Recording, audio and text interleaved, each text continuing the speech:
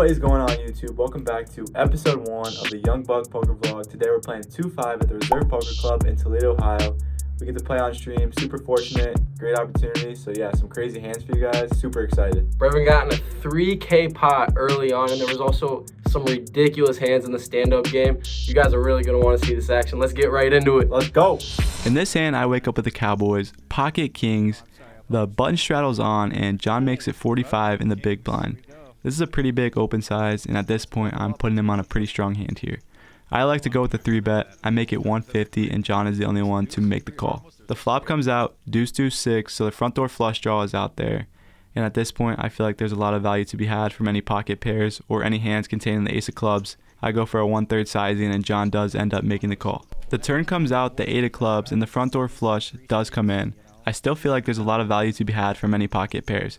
So I go for around half pot, and John once again makes the call. When he makes the call here, I'm pretty sure he has a hand like 9s, 10s, jacks, or queens. So this is great for me. I'm looking to jam on any brick. And the river does come a brick. It's the 8 of hearts. So I jam. I have around 75% pot left. And John, after a little deliberation, does end up making the call. We scoop a big one, a 3K pot, and great way to start the night. Let's go, Brev. Way to take that one down. Huge pot to start the night. Coming up next, the +2 is going to raise it up here to 35. I'm in the hijack with ace-9 offsuit. I just like to make the call. Folds around to the straddler, and he decides to make the call as well. We go to a flop 3 ways, which comes ace-deuce-3, 2 hearts. Scott's going to be first to act. He's going to check it over to Brad, who is the pre-flop aggressor. Brad is going to throw out a continuation bet for $60 with top pair and a decent kicker being the 9. I'm definitely not going anywhere here, so I just like to make the call, and Scott decides to get out of the way here. The turn comes the 8 of spades, which is essentially a brick. There aren't many draws that get there. The only thing that he could have that really beats me is a 4-5 suited, but I'm not too worried about him having a straight here. When he checks it over to me, I could fire, but I just decided to check it back for pot control in case he has a stronger ace. The river comes 7 of clubs. When he decides to check it over to me for a second time, I am definitely going to go for some value here with the ace. I'm thinking I can get called by an 8 or a 7. I decided to go with the sizing of 105. He doesn't think too long before throwing in the calling chips, and I'm going to take down a $440 pot with the ace. Alright, in this hand, I raise ace-jack offsuit, the straddle's on, $10, I raise it up to 35. We get 3 callers, the small blind, the big blind, and the straddler make the call. Flop comes 6 deuce king, all clubs. Not the best flop for ace-jack. The flop checks around as I decide to check, being last to act. And the turn brings in the jack of hearts. Not a bad card. Obviously, second pair on a monotone board is not a great holding. Hunter decides to lead out here. He goes for 65. Not too big of a size in here, and I like to make the call as he could be betting anything, looking to take down the pot. The river rolls off the 9 of hearts, and Hunter puts out a pretty chunky bet of 225. There's nothing really that he could be betting for value that I beat, so I like to make the fold. Not sure if I should have called on the turn or not. Let me know what you guys think. Nice fold, Brev. This next hand, I pick up ace-king under the gun, and I decide to raise it up to 15. I get 2 callers, and the small blind, who is a tighter player, decides to 3-bet to 90. This raises some alarm bells in my head because he is in the small blind, and being out of position, he's probably raising pretty strong here. I could most definitely call in position and see a flop. I elect a 4-bet just in case he is throwing out a little squeeze here. He folds back around to Brad in the small blind, and for 210 more, he is just going to make the call here. The flop comes 7 jack 9, and it's Brad's option. He decides to check it over to me. I could bet again, continuation bet here, but I figured he's in the small blind. Only better's calling with ace-king. It's not an ideal flop for ace-king. I don't really have any draws except backdoor draws. So when he checks it over to me, I decided to check back here. When the turn comes, the 5 of diamonds, it's essentially a brick. When he checks it over to me, I figured I can get other holdings similar to mine, like ace-king, ace-queen, that would call 4-bet off the hand. So I go small here. I go 225. And he throws in the calling chips. At this point, I am not feeling good about my hand. I know ace-king is most definitely beat to an overpair of some kind. So when the river comes 9 of clubs, Brad decides to check it over to me. I snap check back and see the bad news. In this next hand, I have ace-3 offsuit. There's a raise from Ken in earlier position, and we get 2 calls from John W. and Lumpy. I feel like this is a decent spot to squeeze, and I feel like it's okay to do this with an offsuit ace from time to time. So I make it 105. And we end up getting 1 caller, John W. What do you expect? The flop comes out 4-5-6 with 2 spades. We have an open-ended straight draw along with a flush draw. And while this is a great flop for my holding, it's not a great flop for my range, so I ended up checking over to John to see what he wants to do. John throws out a pretty big bet over half pot. With my draws, I decide to make the call. At this point, I'm putting him on a top pair holding. He could have flush draws, he could have straight draws, he could have anything as he's playing very marginal holdings. The turn card is not great. While it is a spade, it does bring in any 7 to a straight, and I feel like John does have a lot of 7s here when he bets the flop. So I check it over to John, and he throws out another half pot bet. I end up making the call with the flush draw, but I'm not too excited about this at all. The river is a black king, however it is not a spade. We do not end up making our flush, and when we check it over to John and he bets again, we do end up making the fold, and we see that he did end up having the straight. Let me know what you guys think about this hand. I don't think it's very conventional to squeeze with this weak of a holding, but let me know what you guys think. In this hand, I'm on the button with pocket 10s, red 10s. I like to raise it up, and I get 3-bet by the small blind to 205 from my initial $65 bet. The big blind cold calls, so based on this action, I think I can actually fold the pocket 10s here. Tyler and Ken were both two of the tighter players at the table, and I think this is just a fold. I'm never really ahead, and if so, I'm probably flipping, especially with Ken making the call. He probably had the lowest VPIP at the table. It comes to the flop, king 4 deuce. I have an under pair to a king, and I don't think he's shoving here for 545 around a pot size shove. I don't think he's doing this with anything other than ace king, aces, kings even. Ken makes the fold, good fold Ken, and I end up folding as well. Good fold, Brevin. The next hand we have here is a bomb pot. I look down at my cards. I have 8, 7, 6, 3. The top board comes 2, 5, 7. I flop the nuts on the top board. So you already know, when it checks to me, I'm going to say the words. John W. At this point, I'm short stacked, little tilted, and even the announcers don't believe in me. I mean, there's definitely a strategy to these double board bomb pots, and if you are a new player, if you are inexperienced, you can lose a lot of money. When I bet pot, I get 2 callers, $320 pot going into the turn. Bink, I turn the nuts on the top board, and 3 of a kind on the bottom. Let's go. When you turn the nuts in a PLO double board, you have no other thing to say than... Board, he picks up trip. Ken K is pretty strong here. He has the flush on the bottom board, pocket kings on the top, so going to a river, I'm feeling pretty good about this. I only have $108 left in my stack, so in this $960 pot, it's guaranteed that I'm getting it all in by the river. The dealer throws out the 9 of clubs and the 3 of hearts. I downgrade on the top board, but I'm pot committed here. I'm sticking in the chips. River the boat as well on the bottom board, and I am good. I'm going to scoop this 1.2K pot. Let's go. I started off pretty down in the beginning of my session, but comment section has been extremely nice to me throughout this whole entire stream, and compliments like this don't come around often. I wake up with a jack 10 of spades here.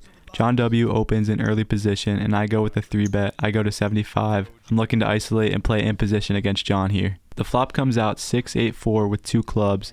We have a backdoor flush draw, a backdoor straight draw, and 2 overs. So I go for a 1/3 sizing. I feel like he's going to have a lot of high card hands with the early position open and a call for a 3-bet. So I do end up betting, and he does end up making the call. The turn is a great card for me. It's the Jack of Hearts. We have top pair here, and now I'm going to go for a little bit of value.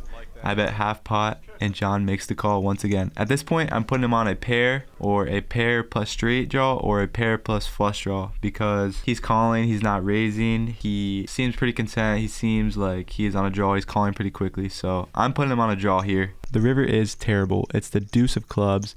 3-5 gets there, and the flush draw gets there. So when John W. leads out for 250, I just feel like I'm never good here. I do end up making a pretty quick fold. So the fact that he leads into me is super strong, especially with this sizing, and I like to make the fold. The next interesting hand to happen here, we're playing the stand-up game, 8-handed. The rules of this game are everyone stands to start. When you win a hand, you earn a seat at your table, and you have to show down the hand that you won with. The last person standing has to pay every single person at the table $25 in chips. So being the last person standing here, you would owe $200 to the table. I have a couple people seated before me when I look down at ace queen and the hijack. Because it's the stand-up game, I decided to raise to 25. The tight player to my left, Lumpy, 3-bets to 75. Action folds back around to me, and I call for 75. The flop comes ace, deuce, 6, 2 spades, and I have top pair. With Lumpy's 3-bet, I definitely put an ace in his range. I don't put many 2s or 6s in his range, so I check it back over to him to see what he wants to do. Lumpy decides to continuation bet for pot size bet of 150. I double check my cards to make sure I do in fact have ace queen, and I make the call. When Lumpy made this pot size bet, I figured that he wasn't too terribly strong. He was betting larger just to get a fold out of me. I figured that he was trying to bet for protection. Before the turn card came, I already had it in my head that if a spade came, I was jamming.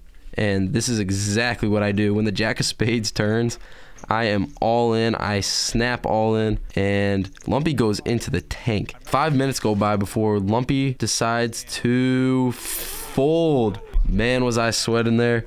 I show down my ace queen, earn my seat at the table, and save myself an extra $200. Let's go. What a sick play, Kyle. Way to get it through there. In this hand, I wake up with ace 9 suited. Limps to me.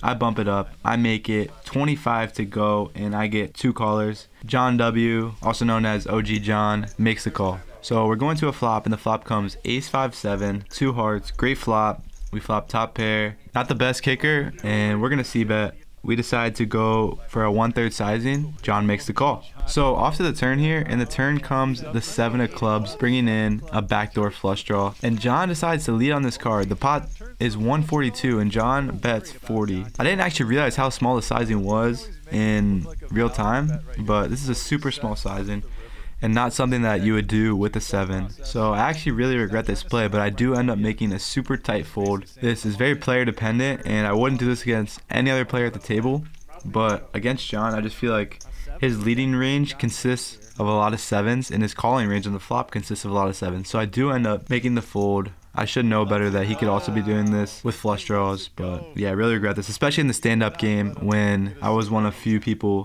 left standing. So bad fold by me. On to the next one. The next big hand to happen, I look down at ace queen of spades in the cutoff, and oh boy, OG John has pocket aces in the hijack.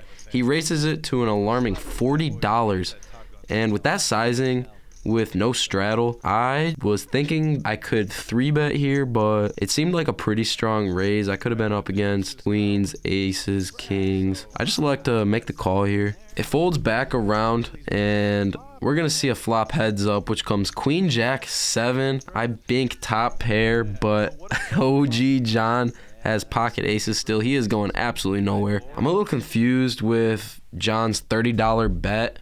He raised large pre-flop and then throws out a small c-bet of $30. I could raise, but I think a call is fine considering that I already put him on a very strong hand pre-flop. Going to a turn, which is the 10 of clubs. This brings in any ace-king to a straight, and then there's also backdoor clubs. I'm not too concerned about backdoor clubs, but ace-king definitely does cross my mind given his raise sizing. John decides to go for another street of value, and he bets out 100 on this turn card. For this price, I'm definitely not folding top pair here, but I am still suspicious of an ace-king holding due to his pre-flop raise size. So I just decided to make the call. I don't see any merit of raising with a queen, but I definitely could get a little tricky and do so. Instead, I make the call. River comes queen, bank. Give me that. Uh-oh.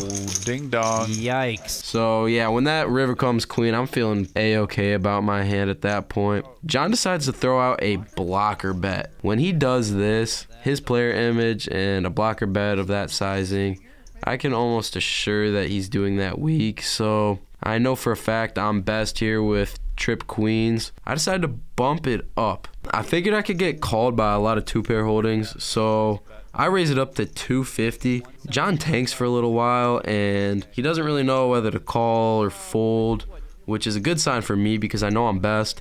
And when he asks me if I'll show if he folds, I let him know for the OG I'll show one time, and he makes the fold and shows down what he folded.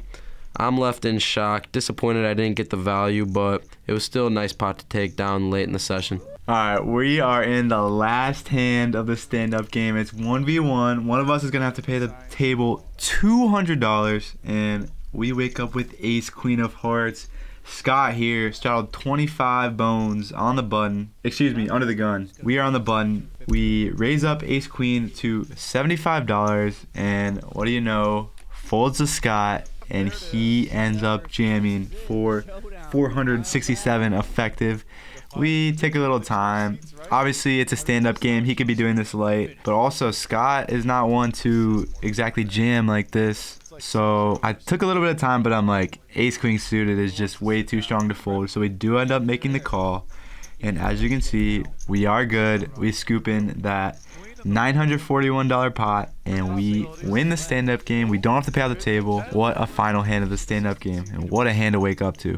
As the night's coming to a close here, we're told that this is the second to last hand on stream.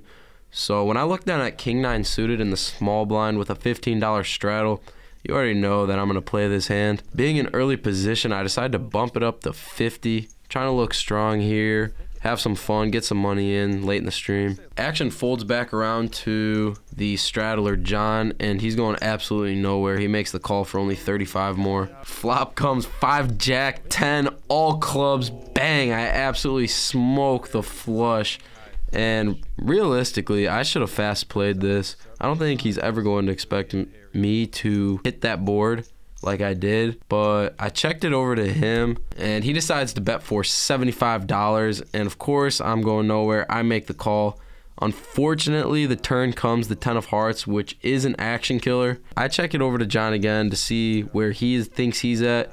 He bets out for 150, and of course, I am definitely not folding for that price. I feel like I could raise here, but given that the board's paired, I feel like I missed my chance already, so I just make the call for 150. When the turn comes, the king of diamonds, I have this board pretty much covered. Really should have bet here to go for some value, but just decided to check it over to him, thinking that he would continue betting, and he snap checks back. I missed a ton of value here. I'm really not happy with how I played this hand. Probably missed around $400 in value, but I think it's really good to have opportunities to watch these back on stream and learn from these mistakes, because this is definitely something I wouldn't make in the future. So I think next time I'm definitely getting a lot more value there, and I'm definitely playing that hand better, but really good to learn from, and I'll definitely be better there next time. All right, just a quick hand here. We pick up the pocket eights in the big blind. It goes raise and then 2 callers. We bump it up to 100. I just wanted to see what you guys thought about the sizing. I think it's a little big here going to 100, especially after only 2 callers. But I am in the big blind. It looks super strong, as I can easily just call and close the action, and everyone folds. So I take down a little bit of dead money, $47. But let me know what you guys think of that one. We pick up ace-10 offsuit here in early position. We raise it up to 15, and we end up getting 4 callers, so we're going multi-way to this flop. The flop comes ace-5-4 rainbow, and I feel like we're going to have the best hand here a lot of the time. However, we are multi-way, so I do end up checking, especially being out of position. The turn is the 8 of diamonds. This brings in 6-7, and it brings in a backdoor flush draw. I bet small here, going multi-way, but we end up getting a caller from Ken, and Scott elects to go with the raise. He makes it 125. At this point, we're a little perplexed. We feel like he could have a 2-pair. We could be beat some portion of the time. However, he was making some weird plays this night, so I still do end up making the call, and Ken does fold. The river is the 10 of diamonds. We hit our 2-pair. This also brings in the backdoor flush draw, and at this point, I feel like I need to lead out on this river.